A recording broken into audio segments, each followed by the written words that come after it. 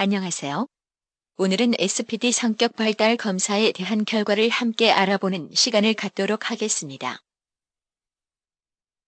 SPD 성격 발달 검사는 DSM-4 진단 기준에 기초하여 개발된 검사입니다. 이 검사는 정신과적 심리, 성격, 발달, 환경 평가를 알아보기 위해 실시하는 전문 검사입니다. 4개의 다당도 척도를 포함하여 심리 성격적 특성, 발달적 특성, 환경적 특성과 관련된 임상 척도 18개로 구성되어 있습니다. 유아부터 초등, 청소년용 검사로 구분되며 평균 50, 표준 편차 10으로 표준화된 검사입니다. 60점 이상인 영역은 심각한 문제를 지닐 수 있으므로 반드시 전문가의 상담을 받아보도록 하시기 바랍니다. 아동 및 청소년의 정신병리의 원인은 태어날 때부터 가지고 있는 개인의 유전, 지능, 기질, 뇌 손상 등의 생물학적 요소와 유아기 경험, 양육자와의 관계, 사회, 경제적 여건, 훈육 방식, 학교 경험 등 개인이 처해 있는 환경적 요소가 상호작용하여 발달, 심리, 성격 및 행동 적응력에 결정을 미칩니다.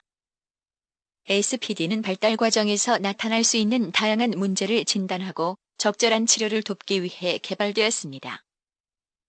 SPD 성격 발달 검사는 총 140개의 문항과 21개의 척도로 구성되어 있습니다.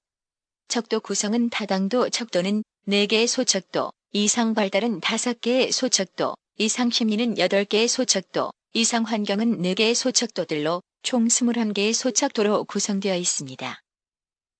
SPD 성격 발달 검사는 첫째, 정신증을 예측할 수 있습니다. 이는 진단을 통해 이상 심리, 성격적 문제를 빨리 파악하고 적절한 치료를 하도록 도울 수 있습니다. 둘째, 발달상의 문제나 장애를 예측할 수 있습니다. 이는 이상 발달장애 진단을 통해 조기 개입과 치료 계획을 고려할 수 있습니다. 셋째, 이상 환경 유무를 평가할 수 있습니다. 아동 청소년들이 현재 처해 있는 문제 환경을 예측하여 환경 개선을 위한 조치를 계획할 수 있습니다. 이제 그러면 여러분들이 SPD 성격 발달 검사의 해석을 저와 함께 알아보도록 하겠습니다. 앞에서 말씀드렸듯이 이 검사는 다당도 척도를 포함하여 발달, 심리, 환경 등 4개의 척도로 이루어져 있습니다.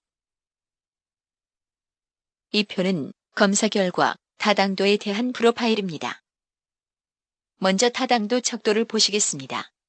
다당도 척도는 피검자가 검사를 제대로 실시하였는지 또는 임의로 실시하였는지 평가하기 위한 척도로서 LF, IC, DV, DS 총 4개 척도가 있습니다.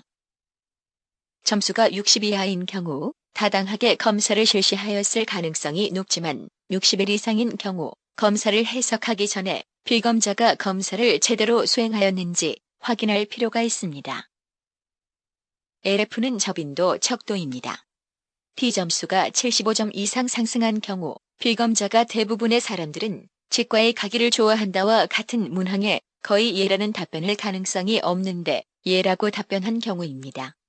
그러므로 해석 시 확인이 필요합니다. IC는 비일관성 척도입니다. T점수가 76 이상일 경우 피검자가 문항에 일관성 있게 반응하지 않았고 적절하게 주의를 기울이지 않았을 가능성을 시사하므로 해석 시 확인이 필요합니다. DV는 부정인상 척도입니다. T점수가 85 이상인 경우 부주의한 반응 또는 현재 생활 중에 어려움 호소, 부정적 과장 가능성을 시사하니 해석 시 확인이 필요합니다.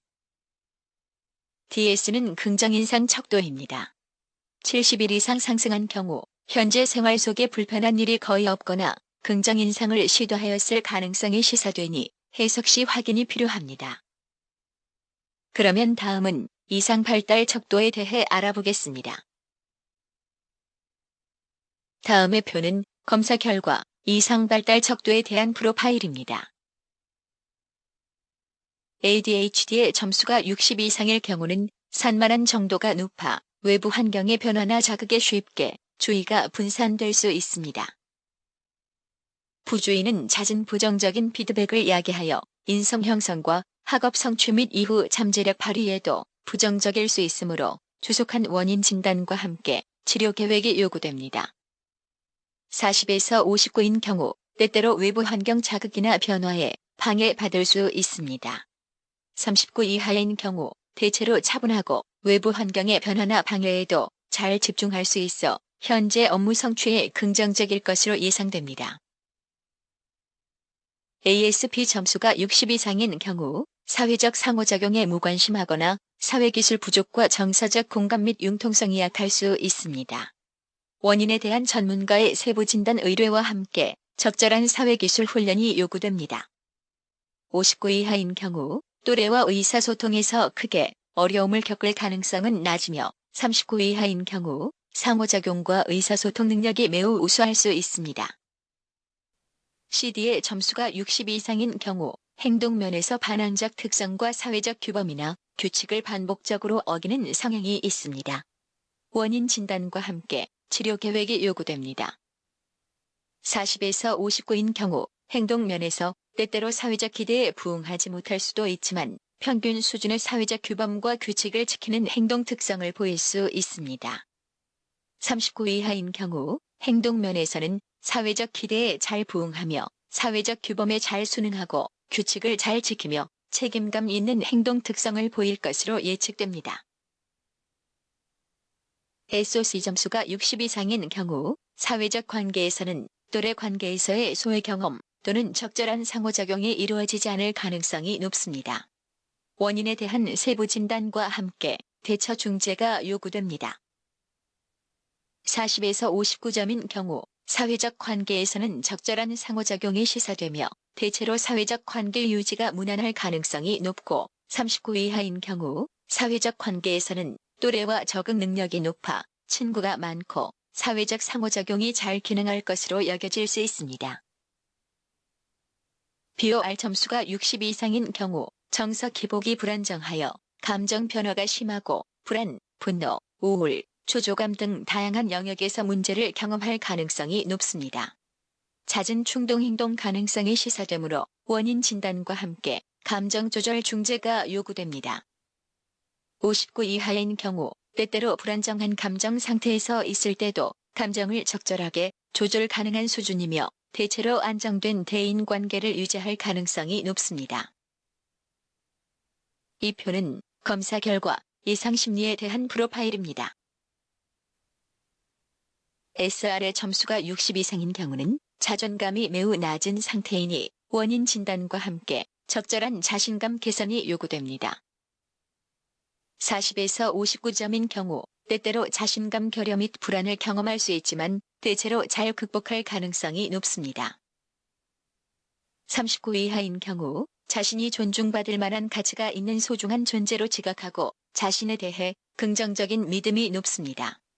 자존감이 많을수록 대인 관계나 성취 상황 등에서 편안함과 긍정적인 성향이 높고 스트레스 상황도 비교적 쉽게 극복할 수 있습니다. PTSD 점수가 60 이상인 경우 외상 후 스트레스가 높다고 볼 수 있습니다. 이는 과거에 경험했던 고통스러운 사건과 관련된 두려움이나 공포가 현재도 영향을 미칠 가능성이 있습니다. 과거 경험을 확인하고 적절한 상담 및 치료가 요구됩니다. 59 이하인 경우 크게 좋지 않았던 경험이 없거나 이미 극복되어 현재 그로 인해 크게 영향을 받지 않는 수준입니다. OBS 점수가 60 이상인 경우 강박적 성향이 높을 수 있습니다. 즉, 반복적인 생각이나 행동, 완벽주의적 특성 등 사소한 것에 지나치게 신경 쓰는 성격 특성이므로 강박적 성향은 상당한 수준의 삶의 질을 떨어뜨리는 작용을 합니다.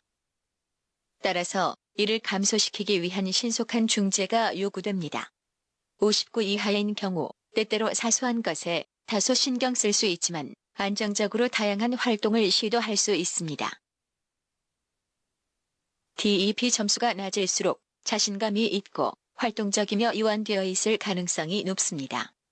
그러나 점수가 61 이상일 때 우울 수준은 높은 편으로 자신에 대한 부적절감, 무능력, 무망감 등과 미래에 대한 부정적 기대가 높을 수 있습니다. 적절한 우울증 개선을 위한 치료 및 상담 중재가 요구됩니다. 59 이하인 경우 때때로 자신 없고 울적할 수 있지만 대체로 생활에 영향을 줄 정도로 큰 우울증의 경험은 아니며 적절하게 조절할 수 있을 것으로 여겨집니다. ANX 점수가 60 이상인 경우 불안이 높은 수준으로 사소한 것에 지나치게 살피고 신경을 쓰는 경향이 있어 자주 높은 긴장과 불안정감을 보일 수 있습니다. 불안 조절을 위한 중재가 요구됩니다. 40에서 60인 경우 불안이 평균 수준으로 다소 불안을 경험할 수 있으나 평균적으로 잘 조절할 수 있을 것으로 여겨집니다. 39 이하인 경우 불안 수준은 낮아 두려워하는 것이 거의 없고 불안을 느낄 만한 상황에서도 불안을 느끼지 않는 경향이 있습니다. 때때로 새로운 것을 경계하기보다는 거리낌 없는 경험을 시도할 수 있습니다. SUI 점수가 60 이상인 경우 자살관념이 높은 수준으로 무망감에서 미래에 대해 비관적이고 불행하게 생각하거나 가능성 있는 자살 시도 행위 및 자살 생각을 할 수 있습니다. 자살이나 자해의 잠재성을 즉각 평가하고 예방 및 적절한 개입이 필요합니다.